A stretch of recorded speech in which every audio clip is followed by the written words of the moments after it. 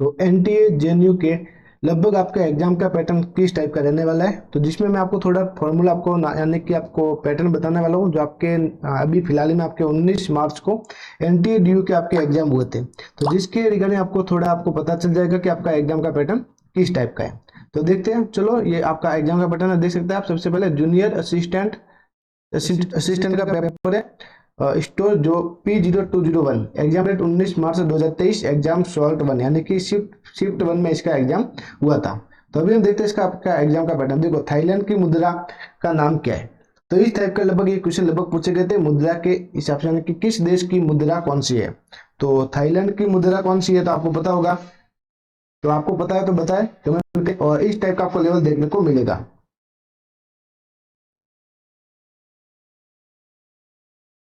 Thailand की मुद्रा।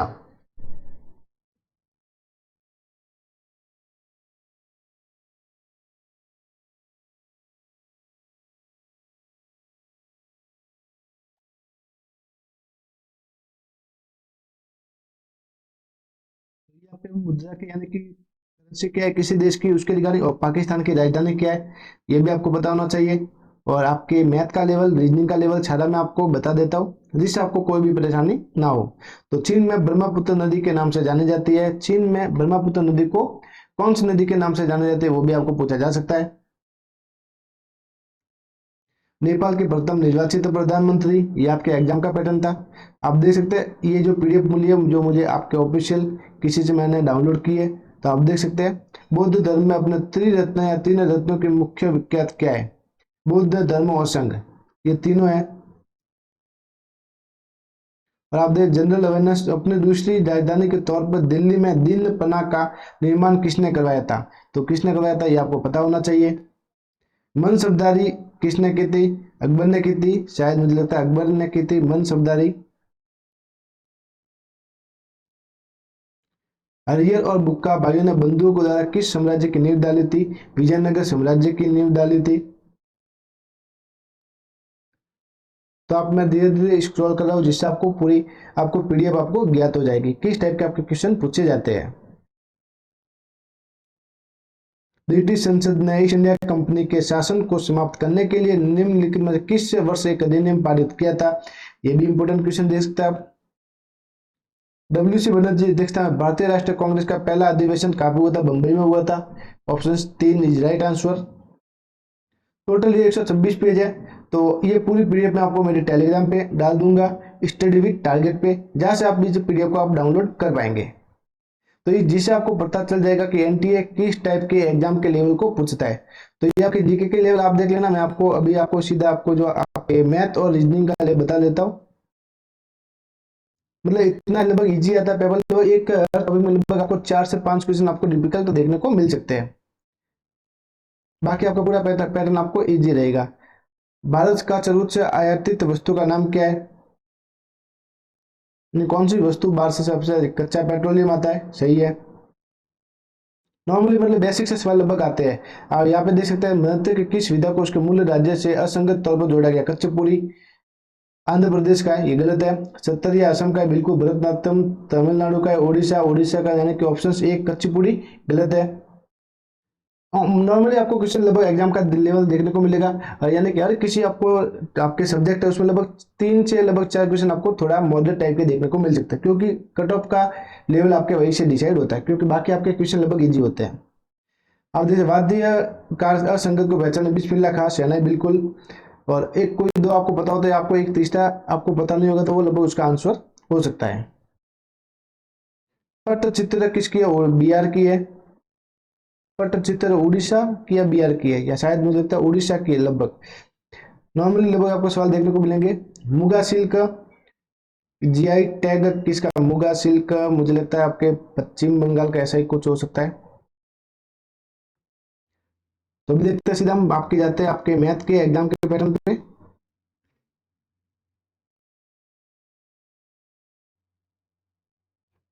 विश्व का सबसे बड़ा क्रिकेट स्टेडियम कहाँ पे है, अहमदाबाद में।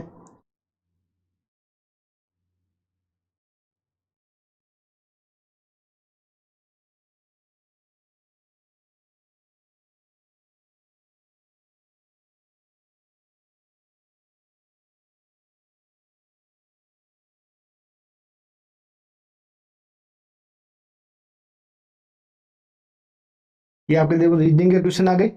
आराम से आप देखो कर सकते हैं। ए बी और आगे आपके एस के बाद टी आएगा, सी और डी और यू के बाद वी आएगा, टी यू और ई के बाद डब्ल्यू के बाद वी आएगा, यानी कि टी टी वी यू, ऐसा कुछ आपको आपको लिख के बताएंगे तब आपको आराम से हो जाएगा। ए के बाद बी तो एस के बाद टी आएगा, टी आएगा, और सी के बाद डी है तो यू के बाद वी आएगा, टी यू, और ई के बाद एफ है तो डब्ल्यू के बाद एक्स आएगा, टी वी एक्स आएगा।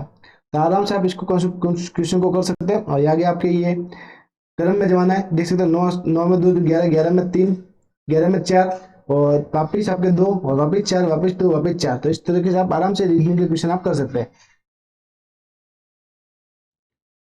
डी जी आप ये भी लगभग एकदम इजी क्वेश्चन है, ये भी इजी क्वेश्चन है। तो मतलब आप आराम से पूरी पीडीएफ को आप देख लेना, जिससे आपको सारी जानकारी आपको मिल जाएगी। अभी देखते हैं मैथ पे चलते हैं।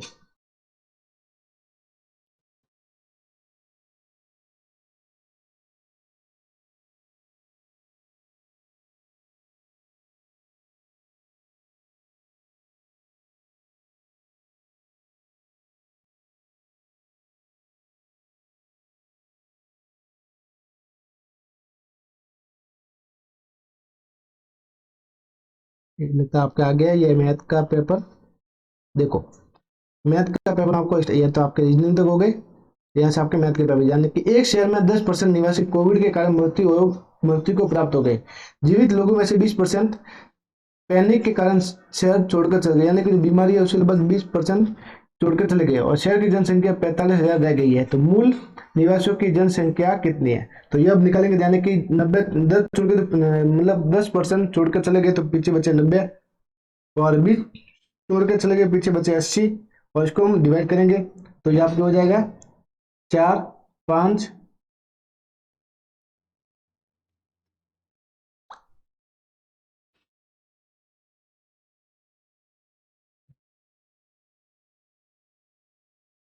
देखिए 62,500 इसका आंसर लगभग आ जाएगा। तो ये आपका इजी है। और आगे देखते हैं हम। और एक व्यक्ति ने 120 रुपए प्रति वस्तु की दर से दो सामान बेचता है। एक व्यक्ति 120 रुपए की प्रति वस्तु दर से दो सामान बेचता है और उसने 20% लाभ, मतलब दूसरे में 20% की हानि हुई। यानी कि एक को जो इसने बेचा तो उसको 20% का लाभ हुआ, और दूसरे को बेचा तो उसको लगभग 20% की हानि हुई। तो उसकी समग्र लाभ कितना है? तो यानी कि आप देख सकते हैं आप कितना लाभ हुआ होगा, आप निकाल सकते हैं आराम से। तो इसको हम निकालेंगे तो आप इसको निकालने की ट्रिक आपके कैसे होगी तो वो मैं आपको एक बार बता देता हूँ।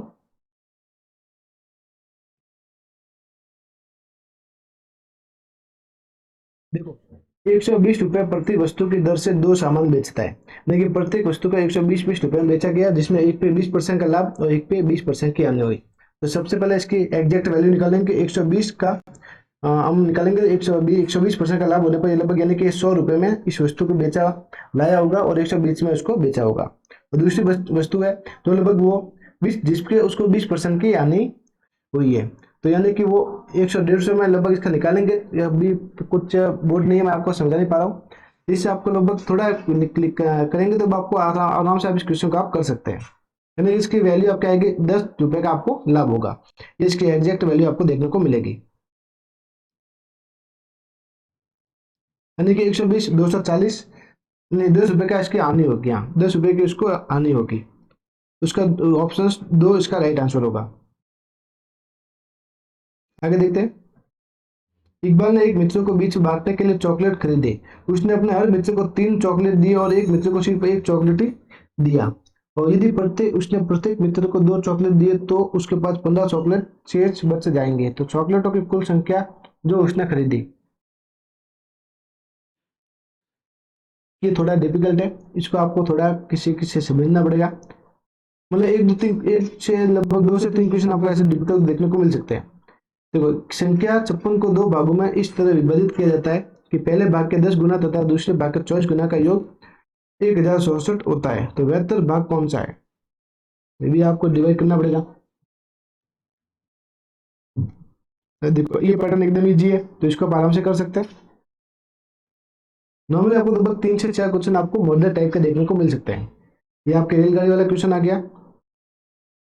देखो, एक रेलगाड़ी यात्रियों की एक निश्चित संख्या लेकर स्टेशन से चली है और पहले स्टेशन पर आधे यात्री रेल से उतर गए तथा 80 यात्री चढ़े। फिर दूसरे स्टेशन पर आधे यात्री रेल से उतर गए तथा 120 से और चढ़ गए।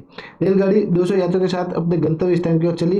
रेलगाड़ी शुरू में कितने यात्रियों को लेकर चली थी?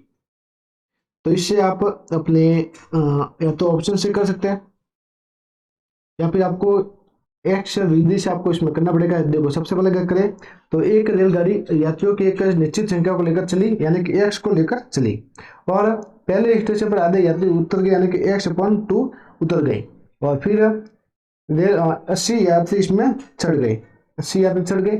फिर दूसरे स्टेशन पर आधे यात्री वापिस उतर गए। तो मुझे लगता है इसको आपको लगभग आप ऑप्शंस ऐसा लो जिससे आपका आसानी से हो, यानी कि हम 120 को ऑप्शंस लेते हैं तो 120 से आपने लिया, स्टार्टिंग में आपके 120 होंगे और एक रेलगाड़ी यात्रियों की एक निश्चित संख्या लेकर स्टेशन से चली और पहले स्टेशन पर आधे यात्री उतर गए यानी कि 120 थे तो पीछे बचे 60, आधे उतर गए और फिर 80 यात्री चढ़ गए तो 80 चढ़ गए यानी कि आपके हो गया 140 वापिस आपके हो गए और फिर आपके आधे यात्री वापिस उतर गए यानी कि आपके 70 हो गए और तथा फिर 120 से और चढ़ गए तो 120 जोड़ेंगे हम तो 190 हो जाएगा यानी कि आपके ये 120 वाला ऑप्शन आपके गलत हो गया। तो अभी हम देखते हैं आपके 240 वाला ऑप्शन लेते हैं। तो सबसे पहले 240 है तो 100 आधे 120 हो जाएंगे, फिर आपके 80 चढ़ेंगे तो लगभग 200 हो जाएंगे, 200 हो जाएंगे